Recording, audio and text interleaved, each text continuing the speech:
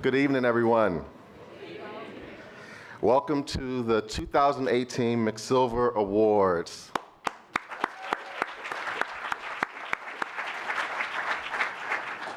It's wonderful to see all of you, and as always, we're grateful for your support, so we really appreciate you joining us tonight. I must say, I'm truly excited about this evening, and the McSilver Institute has been looking forward to this day for quite some time.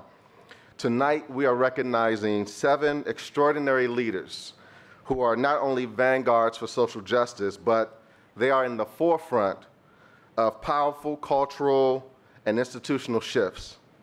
Our distinguished 2018 McSilver Award honorees are Tarana Burke,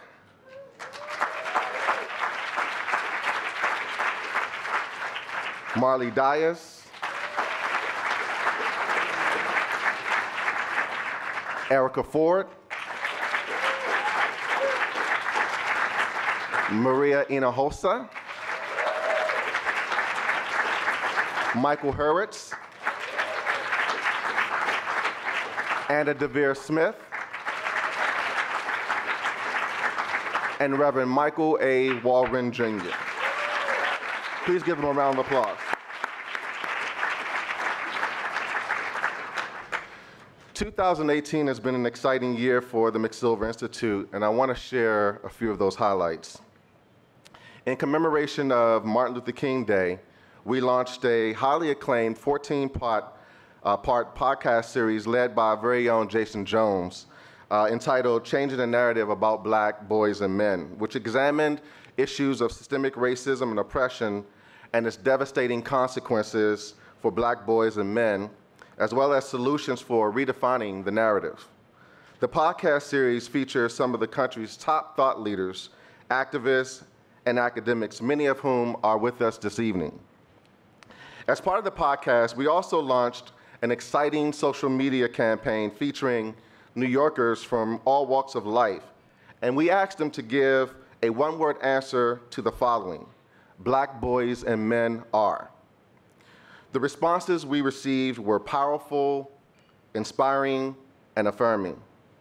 I asked our guests in the audience who took part of that campaign and podcast to please stand up so that you can be recognized.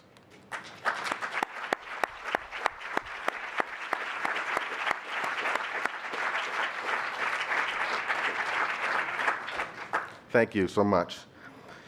At NYU, we have a dynamic new president, Dr. Andrew Hamilton, who has tasked faculty across schools and disciplines to boldly explore ways to identify meaningful, sustainable solutions for addressing persistent inequality and creating new knowledge that will impact policies, systems, and communities.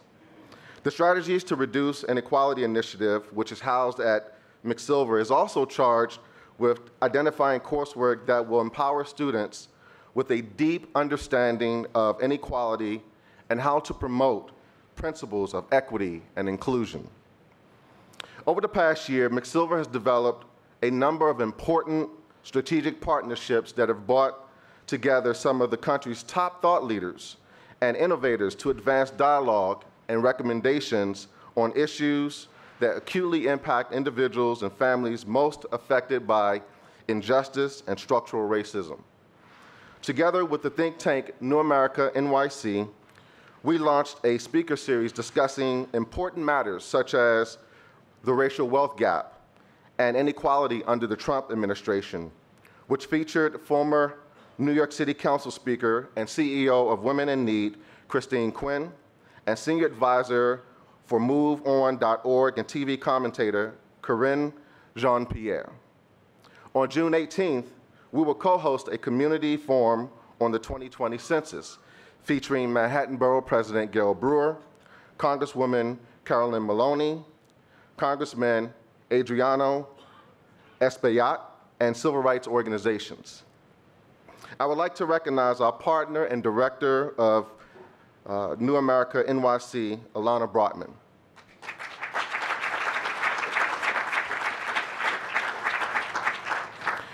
Under the leadership of Jennifer Jones Austin, CEO of FPWA, McSilver has served as a member of a task force of critical importance, exploring credible solutions to support returning citizens and policy responses for dismantling the poverty to prison pipeline.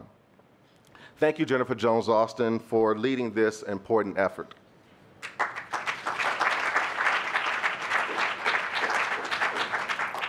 In the area of research, we continue to provide thought leadership on the issue of suicidality in Black youth. As you may know, Black boys between the ages of 5 and 12 are the fastest growing demographic for suicide in the US. And much of my research has been focused on shining the light on this very critical issue. This past week, I had the privilege of participating in a Now This feature video on Black boys and men, mental health, and the trauma of poverty, bringing light to these issues. As an institute, it is vital to our work to invite scholars to join us as McSilver Fellows. This year, we have been very, very honored to have Dr. Christina Greer, Chair of the Department of Political Science at Fordham University and author of Black Ethnics, as our 2018 McSilver Fellow in Residence.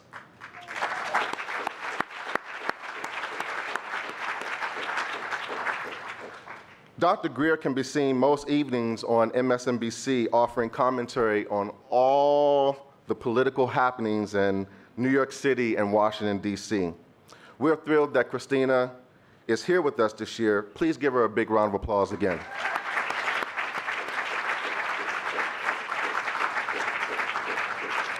So I hope this provides a better sense of the depth and scope of our work at McSilver. I'm truly very lucky to have with us such a talented, very talented team. The McSilver Awards would not be possible without the support of tonight's sponsors.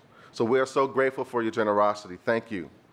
Our lead sponsor is Dr. Kimberly Hogewood, NYU Langone Health, C-Suite Coach, Amita Care, Niapras, Dr. John Dixon, my best friend, Core Services, FPWA, and ICL. Give tonight's sponsors a big round of applause.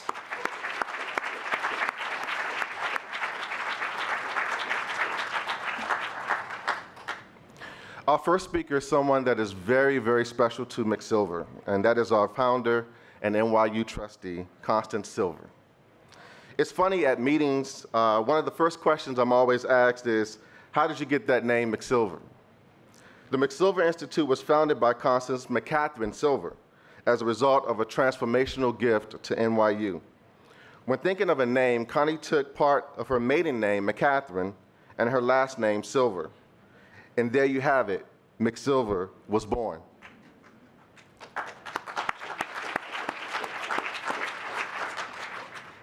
Connie Silver, who is a graduate of the Silver School of Social Work, has always been an activist philanthropist.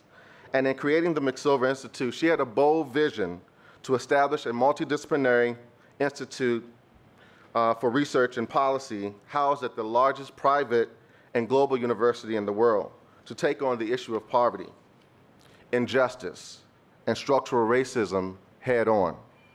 It's that spirit that guides the work of McSilver each and every day. We're so grateful that Connie and her husband Marty are with us this evening. Many thanks, Connie, to all that you do for NYU and for McSilver. Please welcome our founder and NYU trustee, Constance McCatherine Silver.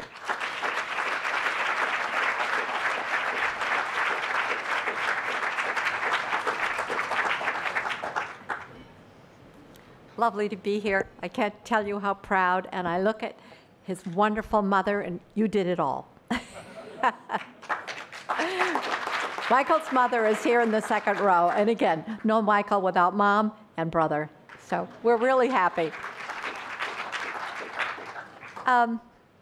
McSilver, again, it's a tip hat to my father, Harry McCatherine, MCC, and my adorable husband here, Martin Silver. Interestingly enough, it started kind of on a dare. Those of you, many of you here would remember our terrific president, John Sexton. And John called me into the office one day and said, you know, you're doing okay there over at the School of Social Work. But I have bad news for you. I'm rating you only a B school. He said, we have many A schools, many A schools. We have some B schools. We have not a C or a D school. And my hair in those days was red, and it kind of stood up. And I said, John, how could you say we're a B school? We give the city of New York 600,000 hours a year of treatment and all the agencies. He says, oh, yeah, you do that. And I said, and we're terrific. We do such a great job. And he said, yeah, you do that. But you don't do one lick of research. You're flying blind. You're doing things, but you don't necessarily know that that's exactly what you should or shouldn't be doing. So I'm sorry, Connie, I can't give you a B. I mean, I can't give you an A. You're a B. I went home that night, and I took one piece of paper, and I thought, what can I say? Research. How about a research institute? Okay, I'm going to call it McSilver, Mc for my father, Silver for my adorable husband here. And we're going to call it the McSilver Institute. And I wrote on this one piece of paper, it's going to involve poverty, policy, and research. And I wrote a number of things down. And today, it's exactly what the McSilver Institute is and what we have done. I'm very proud. This is my baby, McSilver Institute. Very proud of it.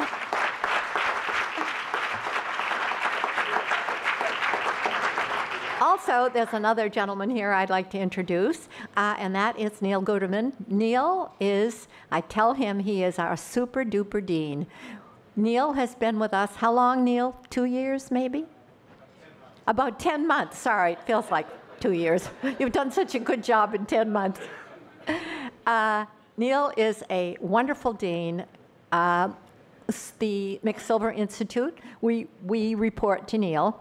And we're flying. I mean, we're not walking, we're not crawling, we are flying. Michael.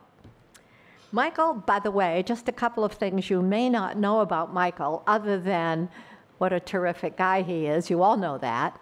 But he was named by the Business Insider as #1 of 20 African Americans making history in 2018, which is just terrific.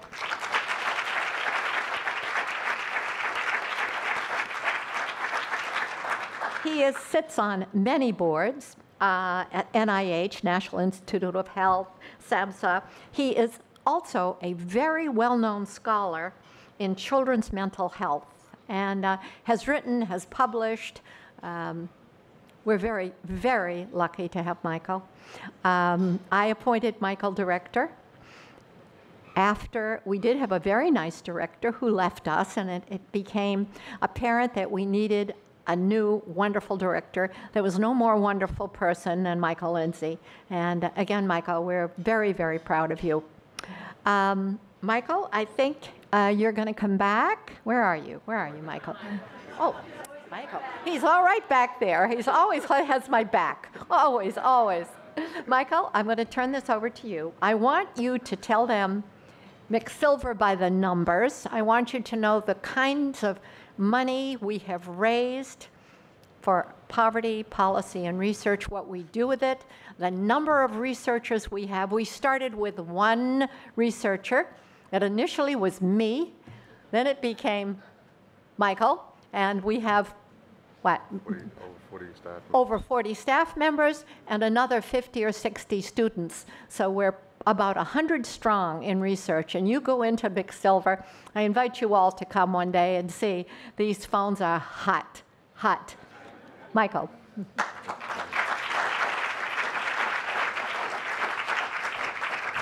All right.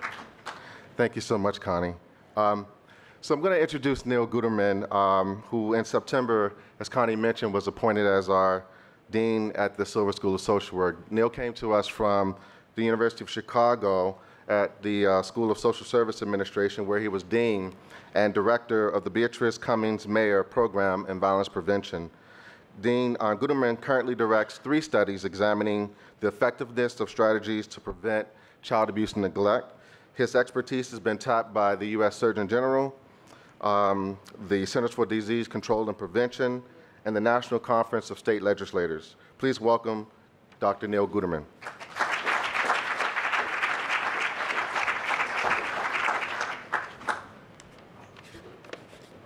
Good evening, everyone. Okay. As Michael and Connie said, I'm a relatively new dean here at the Silver School of Social Work, and so it's really a wonderful honor for me to be able to, for the first time, offer you some welcome comments and to honor the 7 wonderful members of our community doing incredibly important work on advancing social justice, each in their own ways. And by letting us honor you, you're honoring us, and you're honoring the McSilver Institute on Poverty, Policy, and Research at the Silver School of Social Work here at NYU. I want to say that one of the great delights in making the transition to the deanship here at NYU and at the Silver School has been getting to know many of the wonderful colleagues and the amazing work of the McSilver Institute, which is doing really, as you all know, critically important work, which is in the difficult space between research connected with real, tangible impact on people's lives. As Connie said, her vision was to establish and undergird what we're doing in the field with knowledge. And your vision, Connie, and your generosity as the Institute at the Silver School is one that works to undergird practices and policies with hard evidence, even with the best of intentions, without rigorously testing our ideas that are intended to serve and do good. We risk not making a difference. We risk not doing good. So the work of the McSilver Institute admirably takes up this challenge, and today does work that raises awareness and engages others on the issue of poverty, conducts high-impact research, and which sheds light on the root causes of poverty, its consequences, and most importantly, on the solutions tackling poverty. So I'm enormously proud as the Dean of the Silver School at the work taking place at the McSilver Institute, and I want to publicly thank Connie Silver for having the vision, the generosity, I would say the audacity, and even the endurance to press on in tackling the enormous challenges facing those living in poverty in our community. So thank you very much, Connie, for your generosity.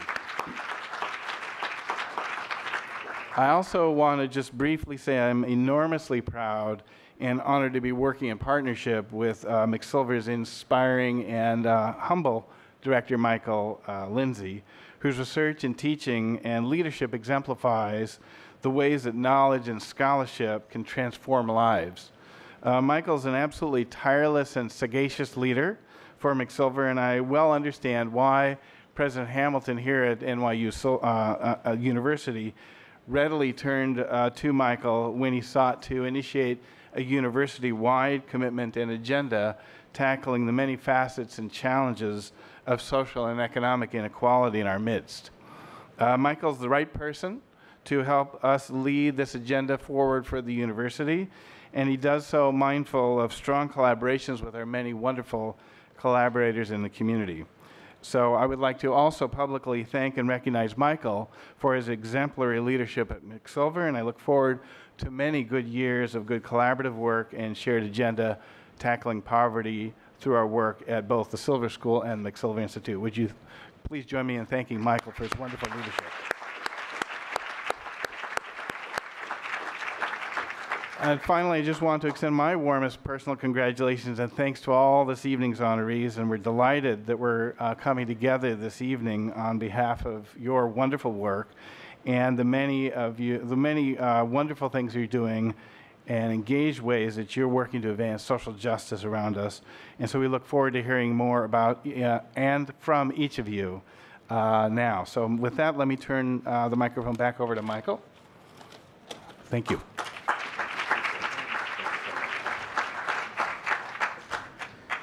Thank you, Neil. And now I'm truly excited to introduce to you 2018 McSilver honorees.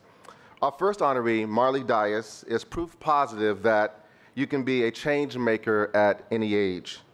At the wise old age of 13, Marley is the founder of an international movement to collect and donate children's books that feature black girls as the lead character. That movement is 1,000 Black Girl Books. Marley is also the author of the widely popular Marley Dias Gets It Done, and So Can You. In addition to being a movement builder, Marley is editor-in-residence of her own digital zine, Marley Mag, on Elle.com, which has garnered, check this out, over 6 billion media impressions.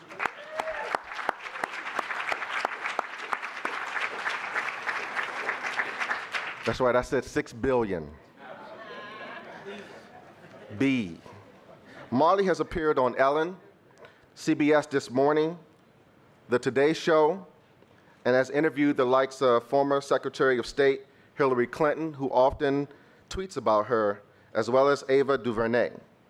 Marley is a 21 under 21 Teen Vogue ambassador and the youngest member of the Forbes 30 under 30 list for 2018.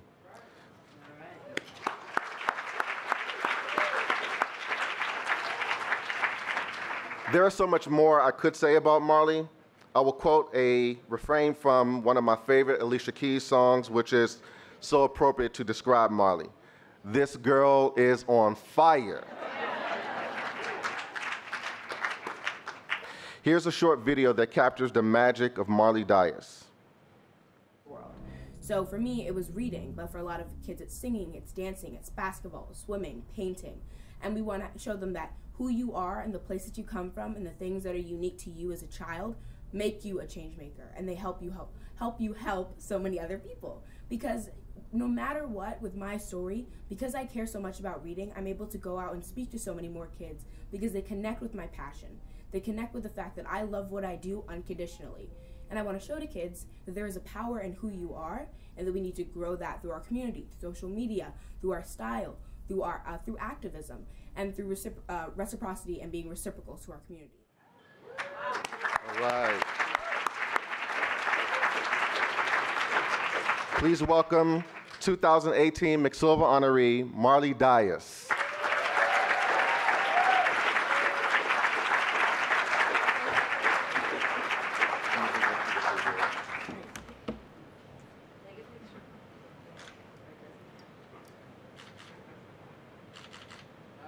Thank you.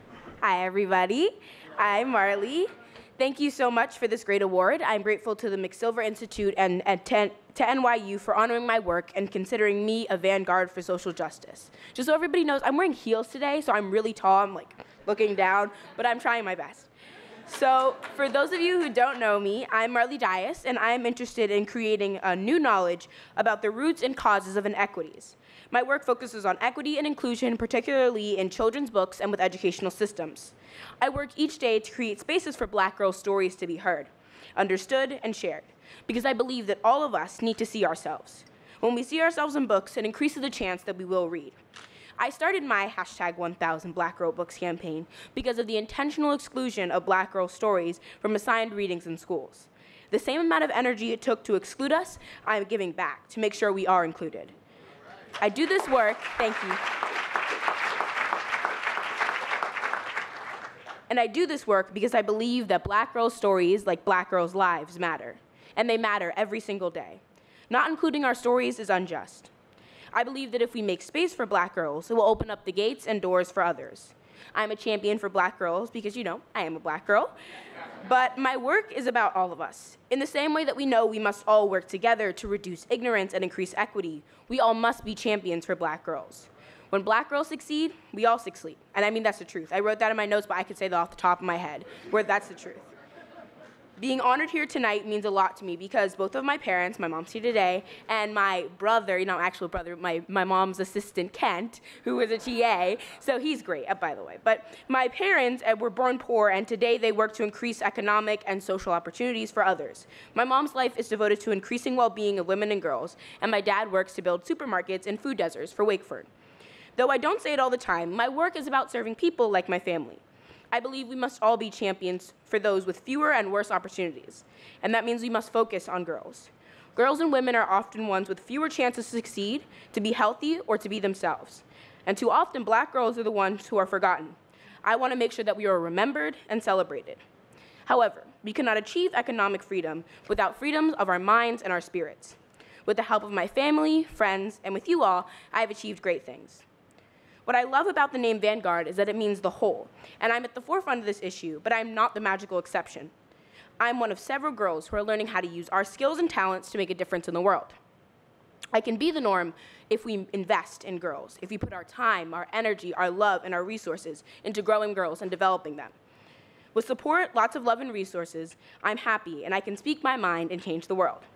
I ask you tonight to help me with my work towards making us all be able to be the change we wish to see in the world and be the main characters of our lives. Let's all break barriers to change systems. Let's all make spaces for all voices to be heard and for all people to be included.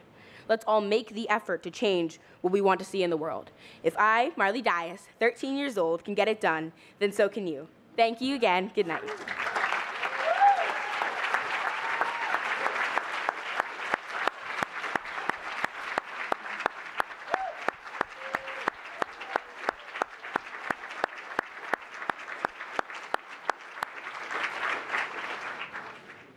Amazing, amazing. Thank you, Marley. Wow. Whew. When I think about the food justice movement in New York City, our next honoree immediately comes to mind. Michael Hurwitz is director of Greenmarket at GrowNYC, which has been in the forefront of creating green market infrastructure in New York City, particularly in underserved communities where food deserts can be found. Michael oversees 51 producer-only farmers markets throughout New York City. Greenmarket now works with over 250 regional food producers to produce 30,000 acres of regional farmland. Under Michael's leadership, Greenmarket operates the nation's largest farmers market-based food access initiatives under its largest Healthy Exchange program. Prior to joining GrowNYC, Michael co-founded Added Value in Urban Solutions, a nonprofit organization in Red Hook, Brooklyn, that trains young adults to be leaders of change in their communities by operating socially responsible market farming micro-enterprise. In addition to all that Michael does to advance food justice in New York City, he loves competing in triathlons while imagining all the ribs he'll eat upon crossing the finish line. I love it.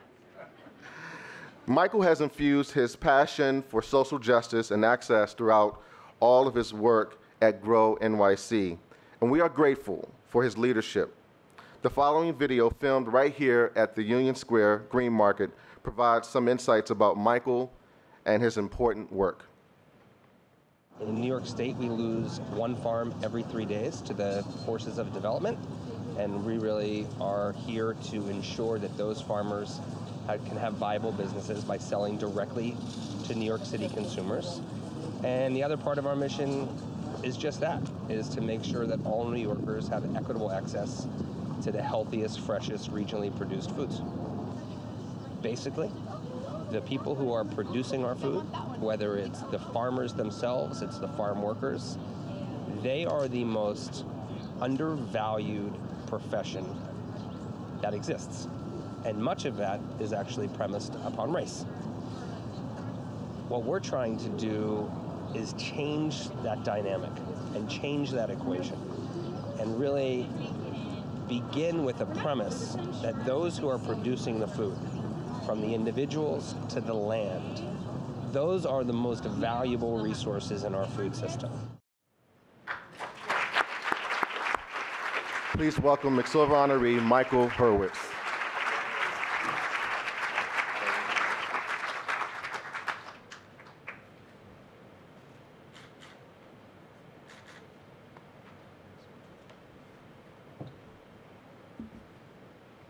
Good evening. You know, the cliche is you never want to follow anybody. And I just said that to Erica, but my Lord, is that a powerful force that I am following. Thank you, Dr. Lindsay, and thank you, the McSilver Institute. I'm beyond humbled to join my fellow vanguards here this evening. You know, I came to food not as a lover of kale and heirloom tomatoes, but was a social worker who discovered the transformative power of agriculture working alongside a group of incredible young adults in Red Hook, Brooklyn in 2000. And it was there that I learned that who grows our food, how it's grown, and who has access to it are three of the most important questions that will define our society over the next 50 years. And it was there that I began to craft my response to those questions.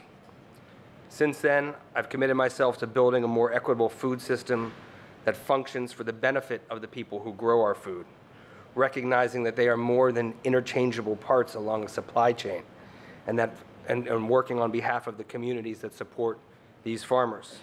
It's simply unconscionable that in 2018, we lose a farm every 3 days in New York State to development, and that neighborhoods that lack access to healthy foods have disproportionate rates of diet-related illness. At GrowNYC, we are changing that dynamic. Our food system globally and locally is broken.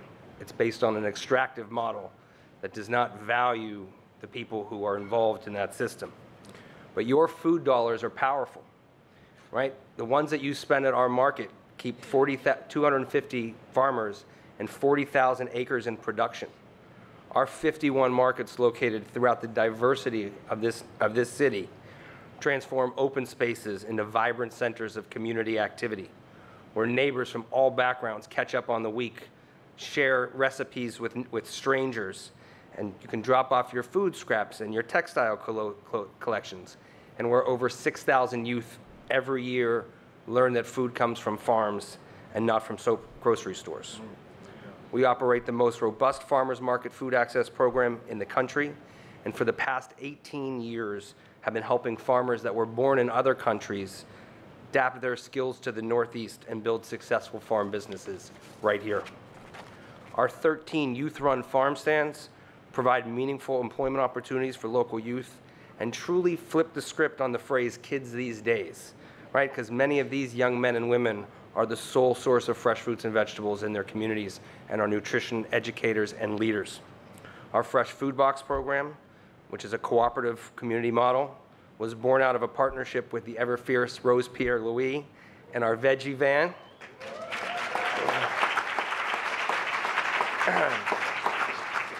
And it provides the most affordable food purchase option in New York City with a quality that's unparalleled.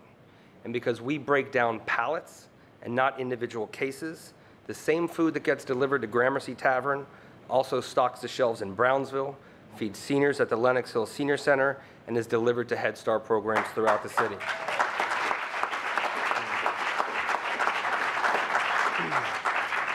Currently, we are building the New York State Greenmarket Regional Food Hub in Hunts Point.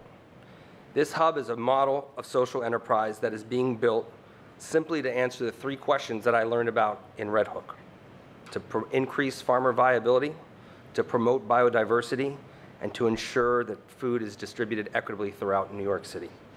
This first-of-its-kind infrastructure will create new jobs, bridge our urban and rural divide, and continue to build a resilient food system that prioritizes people and communities. So thank you so much for the honor to be here tonight, and I'll see you all at Market.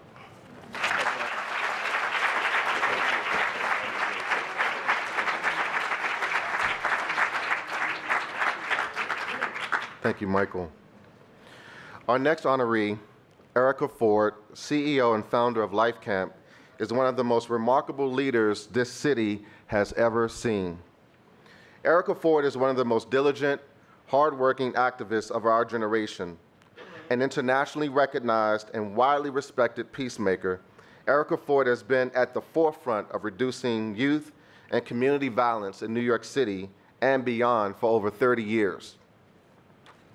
Believing in the power of partnership, Erica has championed personal and systemic approaches to conflict resolution worldwide. Through the Life Camp's groundbreaking programs, Erica has empowered thousands of individuals and families to break the cycle of violence and promote peace. Erica's concept for increasing safety has been adopted and implemented by New York City, resulting in a 10% reduction in violence citywide.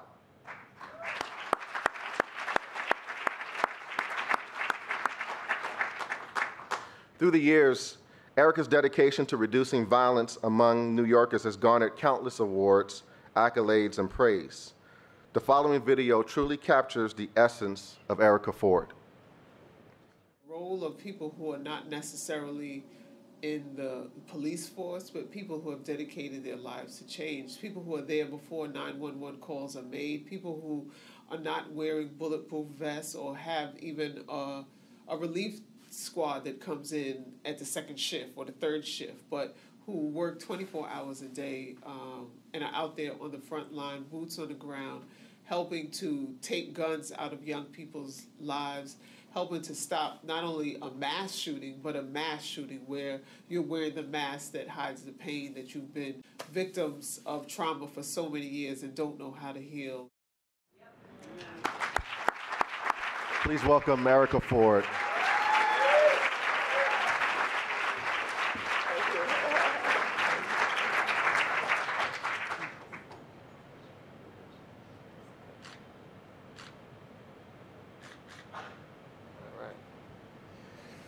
God bless, good night. No. I just want to start off with saying that I don't know when this was submitted, but we are the New York City Crisis Management charged with making New York City the safest big city in America. So it has gone beyond the 10% of safety in New York City, the work that we do. And I just want to say that as this young lady stood up here so eloquently, last night, a 17-year-old girl was killed in the Bronx. And the dynamics of the success of our young ladies and our black girls, the violence that is increasing throughout New York City, we need to pay attention to. We need to look at what is happening to our children and really begin to spread the word that peace is important, and it is up to each and every one of us to hold not only ourselves accountable to that, but to hold this city accountable to making sure that our children come first and the safety of our community and safety of what we put inside of ourselves. Like being here with these phenomenal folks is just unbelievable what collectively we've contributed to this world, you know, and we have to understand what we have in our presence, and I salute each one of you, and I stand committed to continue our work. And I'm not a diva with glasses on. I have allergies, and it messed me up. I can't see barely, but, I'm here.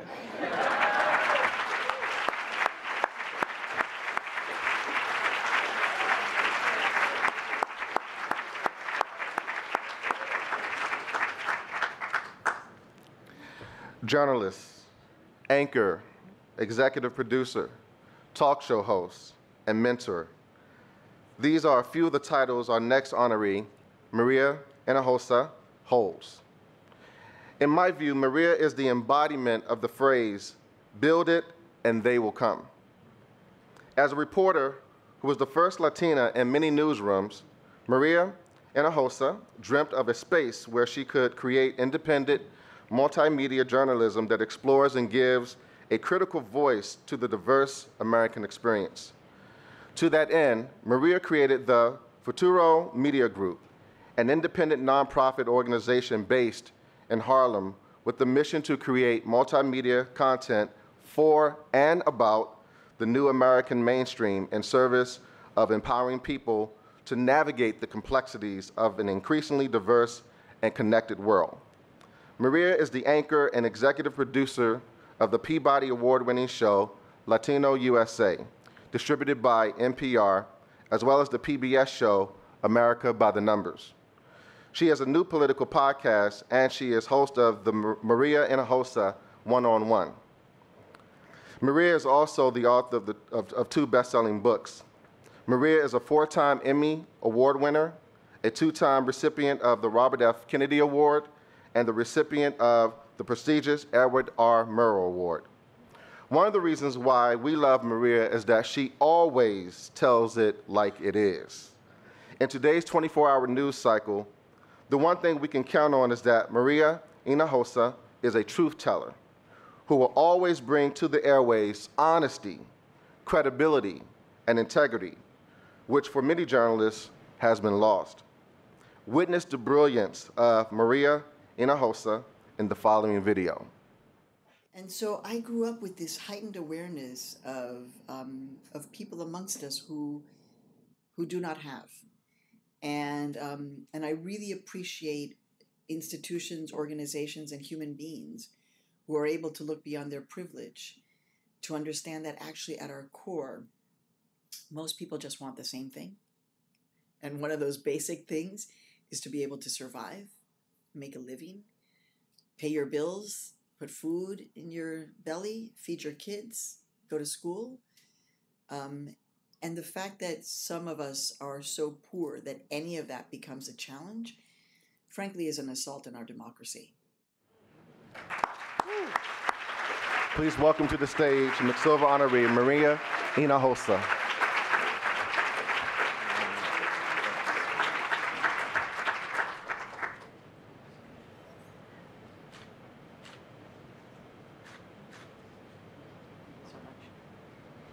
Okay, but can you see me? Because, you know,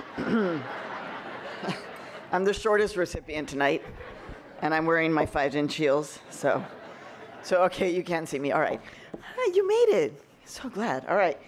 So first of all, you were saying the jobs, you know, and you're like, she does this, and I'm like, well, I'm Mexican, so I have 16 jobs. I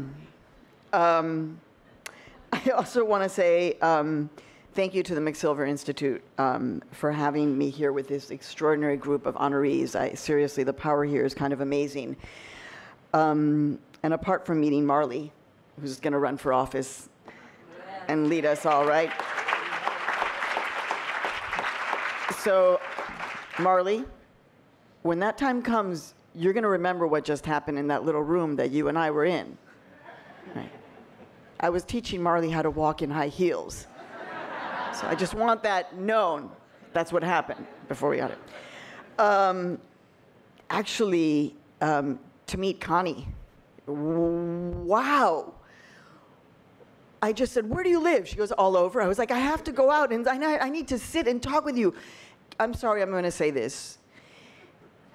No, because I just met you, so I hope I'm not revealing. But, you know, Connie is a very important, influential woman of the world and of this city and of this university. And in the back room, she was talking to us about the fact that she was a migrant worker when she was a child and how she had to pick the apples. And, oh, I'm going to get emotional. No. I'm not going to get emotional. Because right now, it's precisely those workers who are being assaulted. So thank you, thank you, Connie, for, you know, for being able to speak about things, because, you know, there's so much shame right now. Also, you guys are so amazing because you do work around mental health. And that statistic about African-American young boys, you probably also know that Latina teenagers have the highest rate of attempted suicide. We don't complete, but we have the highest rate of attempted suicide and have had it for decades. So, just very quickly, because I've only got 2 minutes and I know somebody's counting. Tonight, to me, is necessary. It is urgent. What we are living through is not normal. Those of us here tonight, we are not just people of conscience. We are people who are engaged in the fight to save our country from its worst self. Because like all the amazing people here who have this capacity to dream, we have others who don't have that vision of our country and what they want to do with it.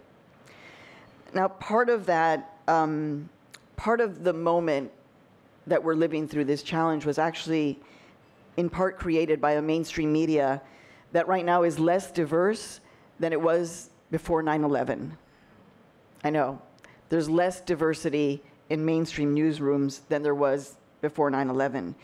And part of what happens when you have that lack of diversity in the newsroom is that then there's a perspective that is put out there for all of us. And the narrative was that demographic change and immigration and black people being in power was somehow, going to be so scary. And this fear, right? This fear of what was happening, right? And so that is why I created my own nonprofit media company, because I wanted to challenge that narrative. And I had worked in those mainstream newsrooms at CNN and et cetera. And I was tired of having to fight for my stories to be listened to. And so then I just said, maybe I'll create my own company, which was really insane. But we're now 8 years old. Latino USA, our audience grew by 45% last year, so I'm just saying. So please listen if you don't. In the Thick, that Dr. Christina Greer is on a lot, and I think some of my fellow honorees will be on more increasingly. Please listen. It's the only politics podcast anchored by two Latinos talking about POC and politics. And we did this so that we could take control of the narrative and show that really there's nothing to fear, right? That the fear that has been stoked recently actually is fear that has been here for a long time. And frankly, they succeeded in creating fear. But the fear that I know is the fear of my fellow neighbors and my students and my friends who are too afraid to walk the streets, who have family members who are having their children ripped away from their arms, where we have 5,000 or so dead American citizens in Puerto Rico, and there is fear on the streets. But this is about gratitude tonight, right? Because we have to flip that, right? So this is what I see here is beauty and no fear of diversity and actually hearts filled with gratitude to be here alive together with you and to tell those of us who are deported or challenged that you are not a loser. You yourself are not a loser because of this. And so to love and support one another the way you are doing for us tonight, and to see yourself in the person most unlike you. But ultimately, I'm so thankful that you recognize me as a vanguard, and for me, I am simply a vanguard of telling the truth. Thank you so much.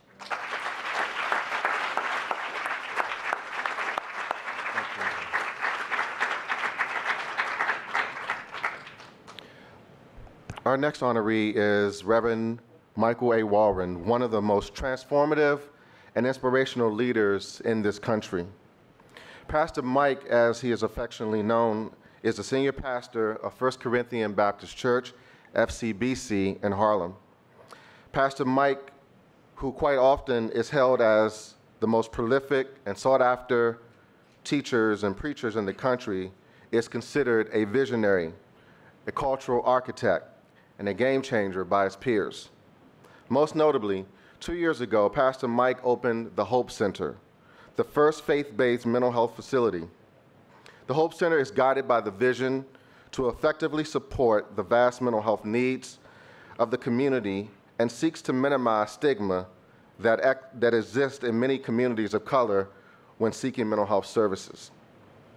Pastor Mike has not shied away from talking about trauma, and in his recent commencement address at our alma mater, Morehouse College, he said the following: "We know trauma. We know what it is to be traumatized, but still, we stand firm. We faced it every day: Jim Crow, rape, poverty, gender stereotyping, abandonment, and neglect. We know trauma. All are designed to cripple us and castrate us, but we are still here. And we have been here before, seeing barbarism masked as civility." Filmed at FCBC, the following video provides a glimpse into the genius of Pastor Mike. It is hard to see people who are suffering and struggling in a country of so much wealth and opulence. I think that juxtaposition is the most problematic thing in this country, that you see a country with so much opulence And yet there's so much poverty that what gets frustrating sometimes is that we don't seem as concerned in our country with addressing the needs of those who are suffering, who are marginalized because of poverty. I think those of us who have a passion for people and a commitment to our communities have a mandate to fight against poverty because of its dehumanizing effect and its marginalizing effect on so many communities, and for me, particularly of communities of color. And so I think that we cannot simply depend on government and policy to help fight poverty. Communities of care, love, and concern, and faith communities have to play their role. We do that here at FCBC in many ways. Please welcome McSilver honoree and my Morehouse brother, Reverend Michael A. Walden.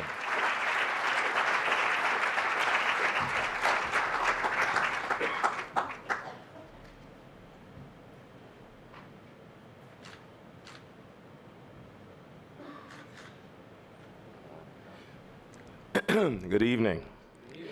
I want to thank the McSilver Institute for this honor, and I have to commend Constance.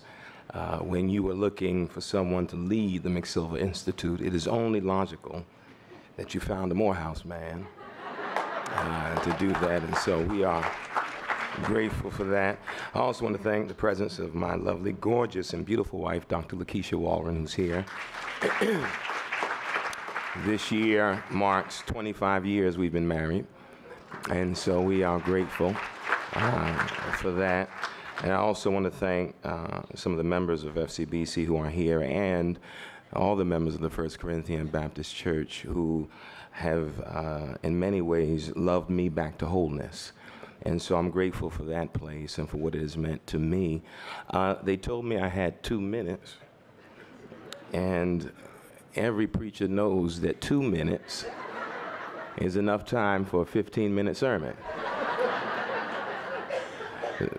But I want to share something. I was looking at a video the other day by someone named Simon Sinek, and he said something that intrigued me. He said, when people follow you, when they feel empowered by you, when they're transformed by you, they're not empowered or transformed by what you do, or even by how you do it, but they are empowered and transformed by why you do it. What drives you, what ignites your passion, what galvanizes your spirit, what pools your deeper resources. And I started thinking about that, and it's something that I've tried to live my life by in the work that God has called me to do. 3 things that I've shared for years now, and I impart with you tonight. 3 things that drive me, that ignite my passion, that allow me to get up every day and faith forward and do the work that I've been called to do. Because at the end of the day, the work that I do is not about me. We're reminded through the scripture that we are blessed to be a blessing. And so whatever we do, however we've been blessed, we use that to bless others. 3 things, and then I'll take my seat. One is, if people are going to be transformed by you and empowered by you, you must possess a passion for the possible. You must enlist yourself to be part of the abolition of the impossible. Because in so many ways, so many of our people, so many of people in general who suffer, who are marginalized, who are ostracized, live life within damaging and dysfunctional limitations that have been heaped upon them.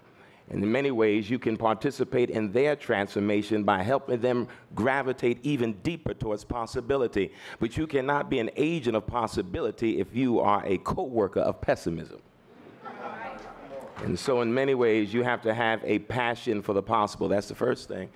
If you're going to transform and empower the lives of people, you also have to have a commitment to creativity. If there's something we are lacking now in this political and cultural moment, is imagination.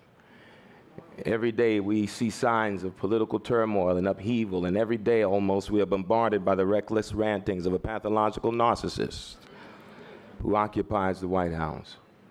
And so in some ways, we have to be committed to creativity, to think outside the box, to see possibility and use possibility as an engine for creativity and not be daunted by what people say can't be done, but then be empowered by what you want to see done. And as was said already, to be that change that you want to see. And it takes creativity. I heard somewhere that creativity is simply intelligence having fun. So maybe some of our intelligence needs to start having some fun and be creative in this moment so we can participate in the transformation of our communities. And then lastly, and I end my last 30 seconds. If you're going to empower and transform the lives of people, not only ought you have a passion for the possible and a commitment to creativity, but maybe lastly and most importantly, exemplified by the McSilver Institute, and something in you ought to hunger for healing and wholeness. You ought to have a deep and abiding hunger, not just for healing, but for wholeness, because what I've learned in my work is that there are many people who can be healed and not whole.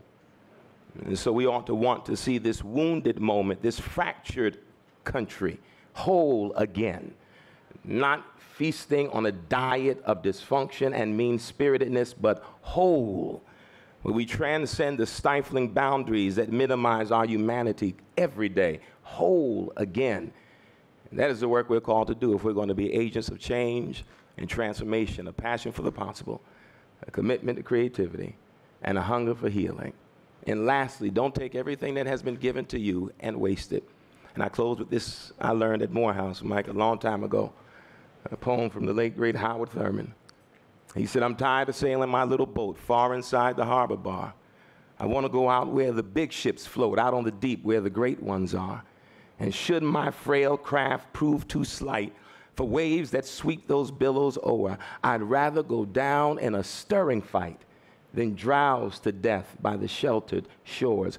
Don't drowse to death by the sheltered shores. In times like these, we need people who are ready to go down in a stirring fight.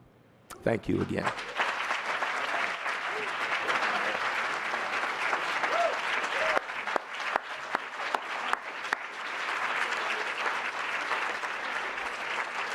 Wow.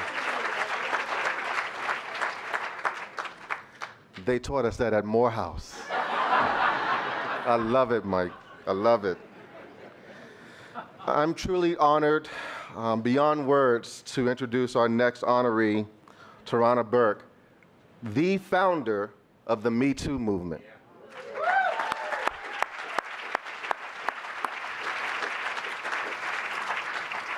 Tirana has dedicated more than 25 years of her life to social justice and to laying the groundwork for a movement that was initially created to help young women of color who survived sexual abuse and assault. The movement now inspires solidarity, amplifies the voices of thousands of victims of sexual abuse, and puts the focus back on survivors. Me Too has become the battle cry for other efforts such as Time's Up, which was founded by a number of courageous women in Hollywood, and we applaud them. However, let's not forget the thousands of women who are nameless, that we do not know, but need our help. That is the bedrock of the Me Too movement and Tarana's life's work. In recent months, there has been a series of high-profile arrests and resignations as a result of a number of brave women coming forward alleging sexual harassment and violence. Some would say that the recent case of a Hollywood executive launched the Me Too movement. What we know in this room is that the movement was launched 10 years ago by Tarana Burke.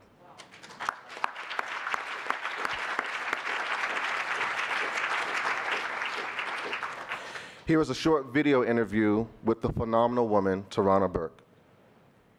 If this was anything else, we had 12 million people engage with this hashtag in a 24-hour time period when it first went viral.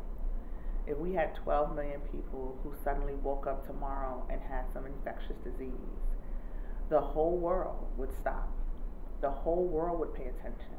And our focus would be primarily on how did this happen? How do we stop it? and how do we make sure it doesn't happen again? We will be thinking about finding a cure. And so we have millions of people standing up saying that their lives have been touched by the disease of sexual violence, and we're having a wrong conversation.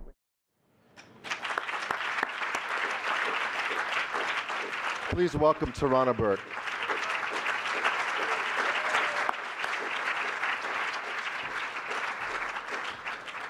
Before Tirana accepts this award, just a few more words. In May, Tirana joined the New York Women's Foundation, led by 2017 McSilver honoree Anna Oliveira, to create a $2 million fund to support victims of harassment and violence in need of support and legal assistance. I am pleased to announce that in honor of Tirana and her courageous work, NYU McSilver will donate $1,000 to the Me Too Fund.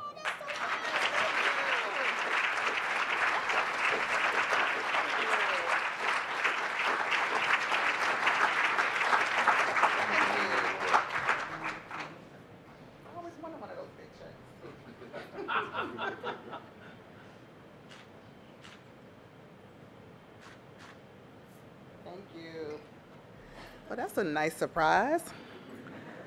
I can't believe y'all put me up after the preacher. Ooh, Pastor.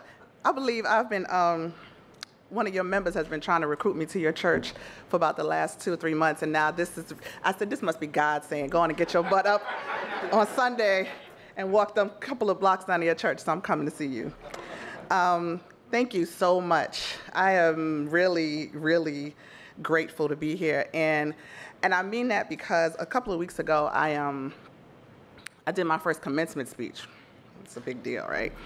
And I was trying to figure out what to say to these young people who were, they're coming from the UPenn School of Social Policy. So these were like social workers, and these are going to be folks in the movement coming up. And I came up with these little nuggets. But one of the things that I told them that I thought was one of the most important things was to find your tribe.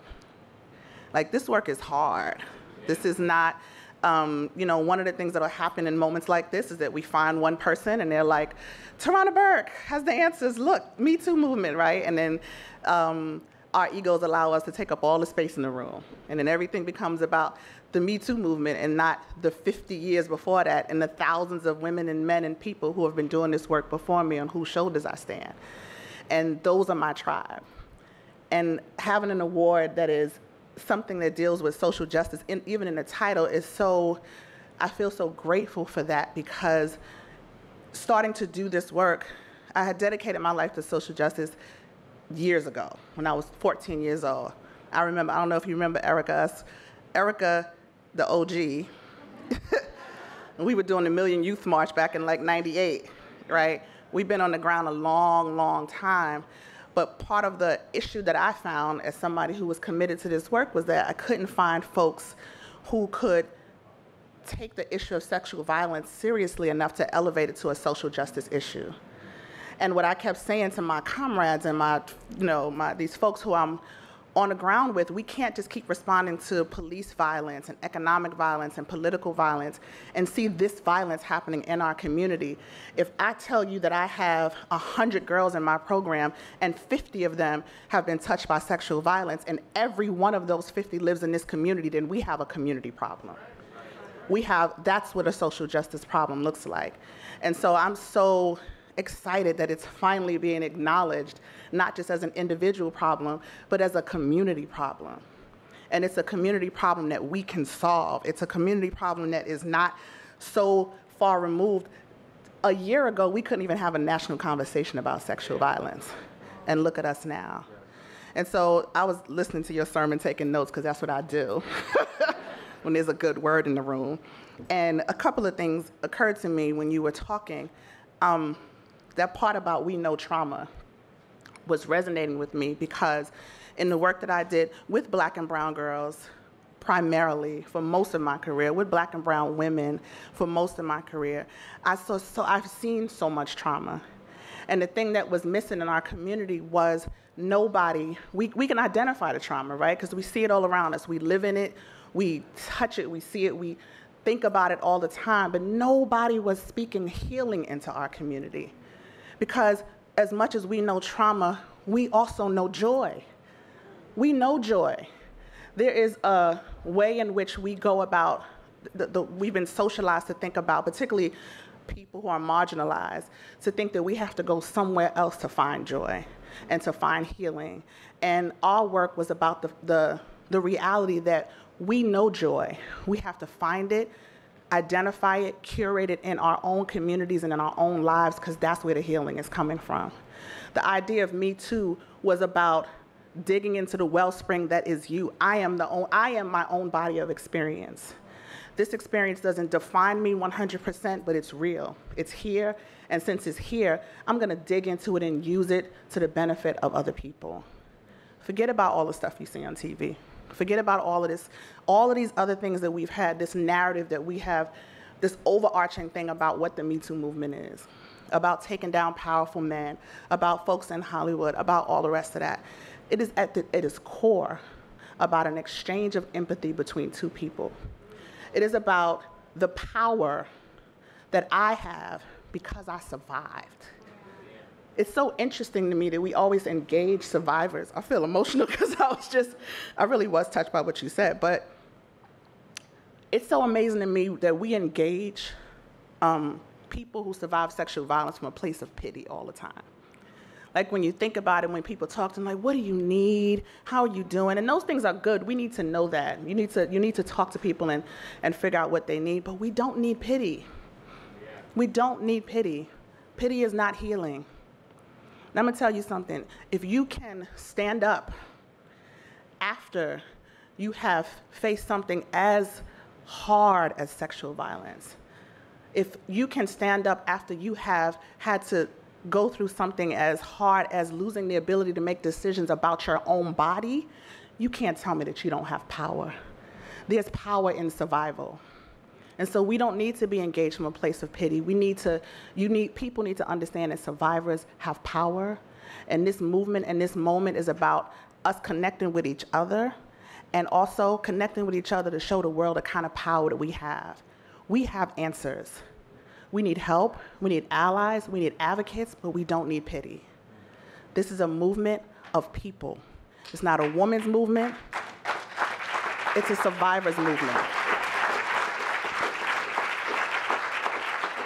And so, I'm gonna stop acting like I'm a pastor because you got me all riled up sitting in that chair. I was checking off the list like, oh, I have all 3 of those, thank you. But mostly that last thing about a hunger for healing and wholeness is what drives me. It is, I want us, I'm gonna be honest, I want everybody to be whole and healed, but my passion is about us. I want people who are most often forgotten. I want black and brown baby girls. I want little black and brown baby boys. I want trans children and queer children. I want people who are forgotten. I want Native folks who we don't talk about at all as if they don't exist. I want them to feel whole. I want them to know healing is possible.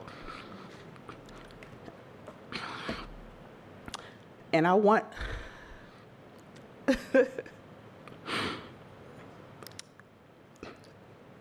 those of us who say that we believe in justice to understand how deep the injustice is of sexual violence. And I want us to know that collectively we have everything we need to interrupt sexual violence. We have everything we need to stop this in the next generation. People use this quote all the time and probably use it wrong, but we are indeed the ones that we've been waiting for.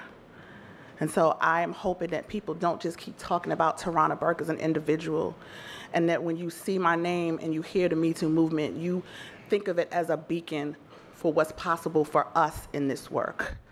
I don't represent an I never have. I represent an us, and this is us. Thank you.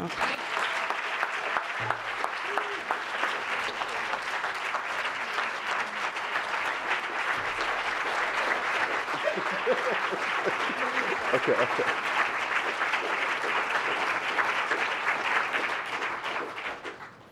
Thank you, Tarana. Our final honoree is often referred to as a tour de force, Anna Deavere Smith is an actress, playwright, teacher, and author. Her most recent play and film, Notes from the Field, looks at the vulnerability of youth, inequality, the criminal justice system, and contemporary activism. The New York Times named the stage version of Notes from the Field among the best theater in 2016, and Time magazine named it one of the top 10 plays of the year. Ms. Smith is the founding director of the Institute on the Arts and Civic Dialogue here at NYU, where she is also a professor at the Tisch School of the Arts. I think Anna Deavere Smith is one of the best character actors of our time.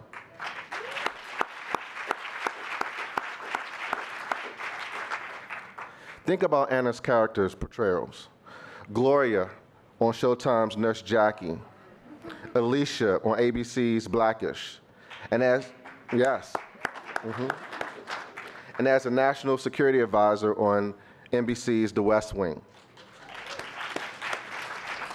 Anna's also the star of Shonda Rhimes' new hit series, For the People. She has starred in films such as The American President, Philadelphia, Dave, Rent, and The Human Stain.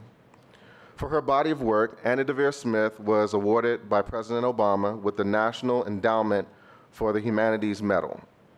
Simply put, Anna Deavere Smith is a national treasure. Please take a look at the screen for our video interview with Anna. You know, I didn't do, for example, I didn't do anything, I didn't do a slew of interviews after September 11th. I didn't do a slew of interviews before and after the Obama presidency, and I would call those really historic moments. My plays have to do usually with much smaller moments than those really large, epic moments in American history. Everything starts with a question. It's a question that I have about something, and then a series of questions that I ask people, and then I build the project out of the answers I get. Please welcome 2018 McSilver honoree, Anna Deavere Smith.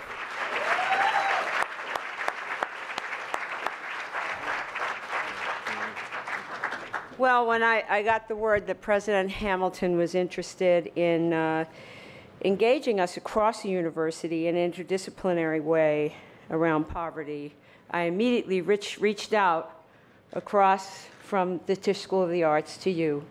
And I haven't even been to your office to visit you. We just talked on the phone, and then you're nice enough to have me here tonight. So thank you very much.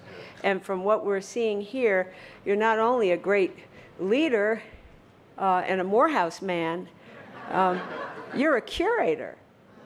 Because look at these extraordinary people. You know, starting with the prodigy all the way to the preacher. So it's just it's a beautiful night. And my latest play is about the school-to-prison pipeline. And I just want to read you something. I'm not going to act. I'm just going to read you something that I learned. I did 250 interviews. When I write plays, I interview a lot of people, and then I make one-person shows. Notes from the Field is on HBO. We're taking it to London next week. And so I did 250 interviews in 4 geographic areas, presumably about the school-to-prison pipeline.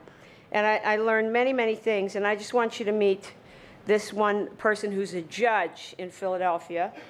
And when we arrived in his office, he was extremely prepared.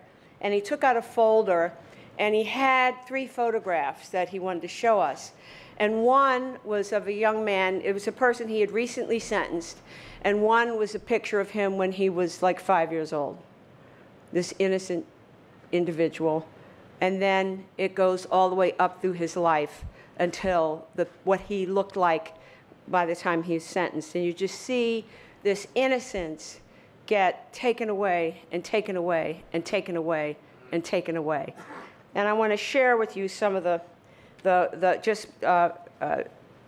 Judge Anders' words. He said, I thought the best experience, you can hear me okay? Yeah.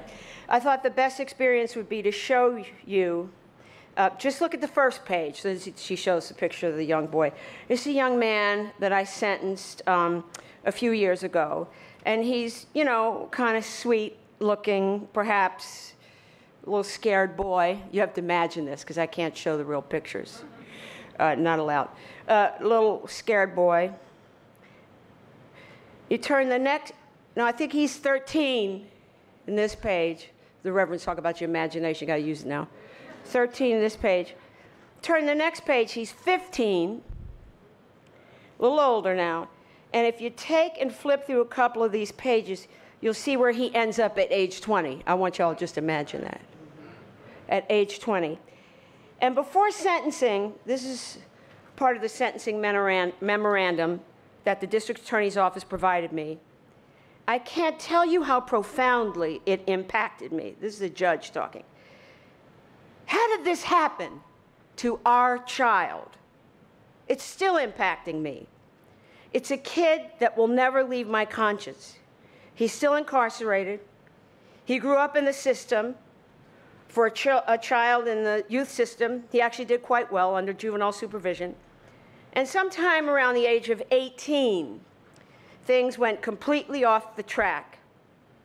He has, in addition to those tattoos, he has tattoos all over his face. In that case, maybe you imagine that when he's 20, tattoos all over his face. In addition to those tattoos, as evidenced by this sheet, he has his fingers. He has tattoos. Live by the trigger. Die by the trigger. And these are his triggers. It's very appalling, I think, statement about our system. This is a kid who I believe from the age of 5 was involved in the Department of Human Services. His mother was a drug addict.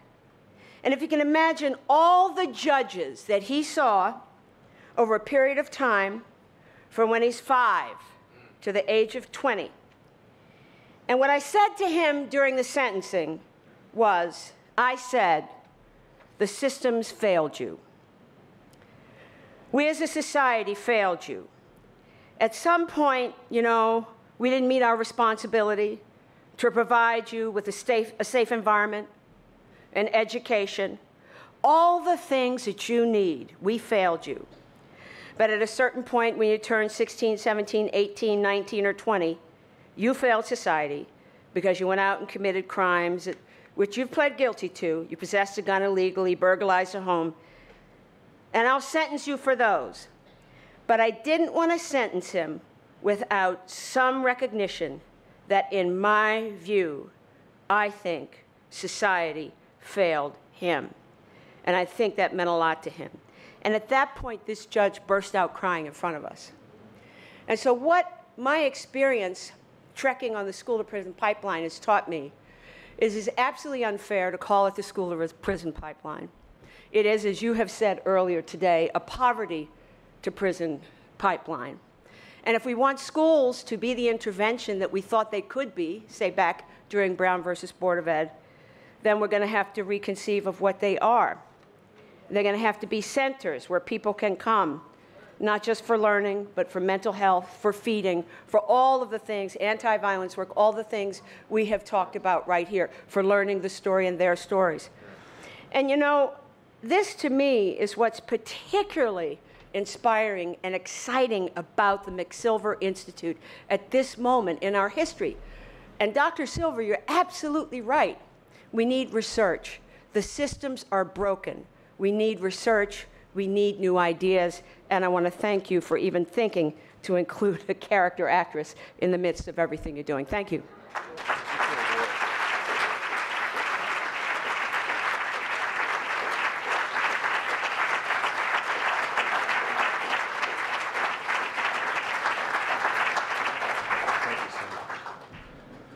A big round of applause to our 2018 McSilver honorees.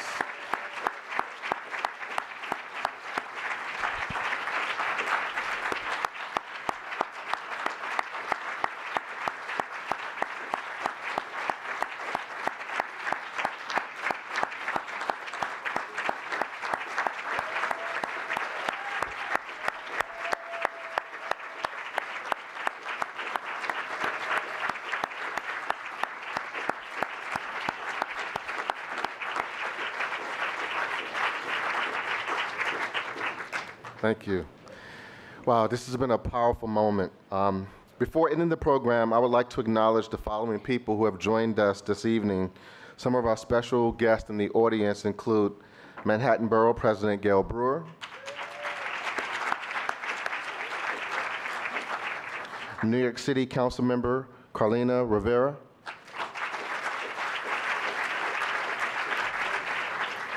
former New York City Council Speaker and CEO of Women in Need, Christine Quinn,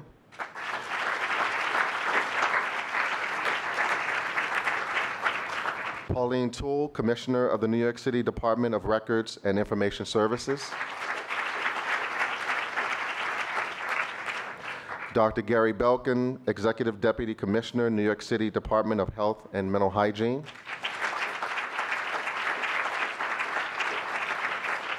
Silda Palerm, Chair of the New York City Commission on Gender Equity,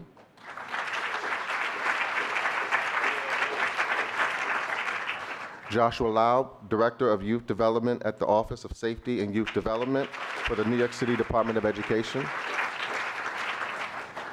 Jerica Richardson, Secretary and Senior Advisor to the New York City Civilian Complaint Review Board,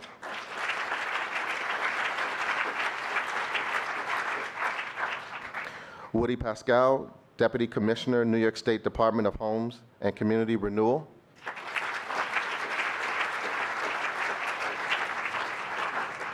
Deneen Brown, Director, New York State Department of Homes and Community Renewal,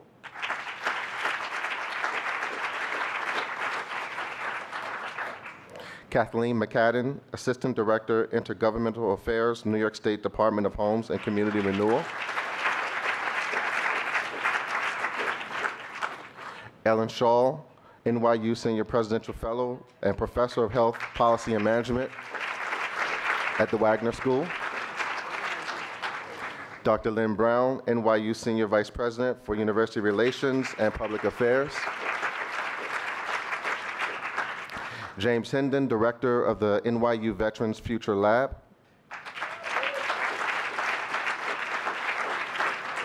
Seyu Bajwani, Founder and President, New American Leaders,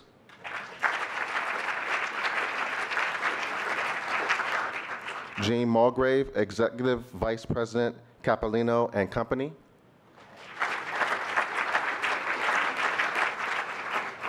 Ronald Richter, former judge and commissioner of the New York City Administration for Children's Services, Portia Hardy, President, Essex County Urban League,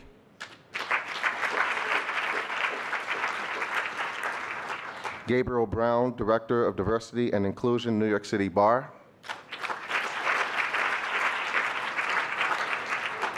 Marjorie Cottigan, Executive Deputy Commissioner, New York City Human Resources Administration,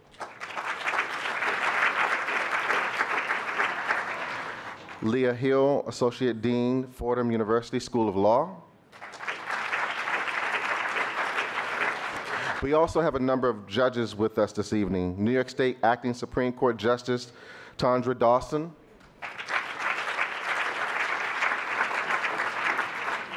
New York State Supreme Court Justice Tanya R. Kennedy,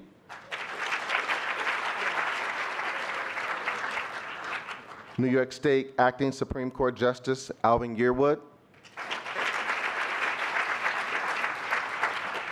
New York City Criminal Court Judge Lawrence Bushing. In addition, a big thank you to the amazing staff at McSilver for leading with the planning of this event.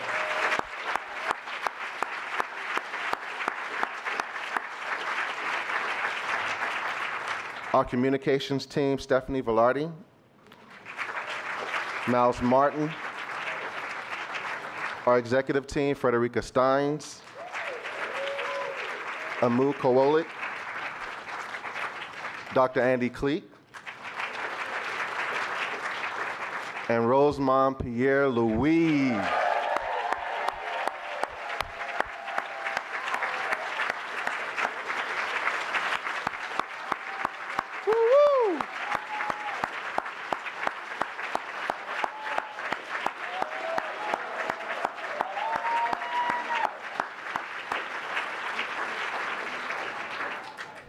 And a very, very special thanks to our staff volunteers, many of whom are present tonight. Thank you so much. And a sincere thanks to all of you in the audience for supporting McSilver. It really, really means a lot. Lastly, I would like to recognize the most important women in my life. My mother, Charlotte Carter, who came here from Washington, D.C.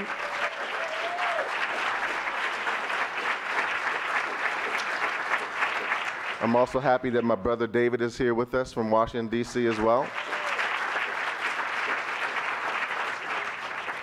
I invite all of you to join us at the reception next door. And at this time, I would like to thank the honorees and invite you to the stage for a photo. Good night, everyone. Thank you so much.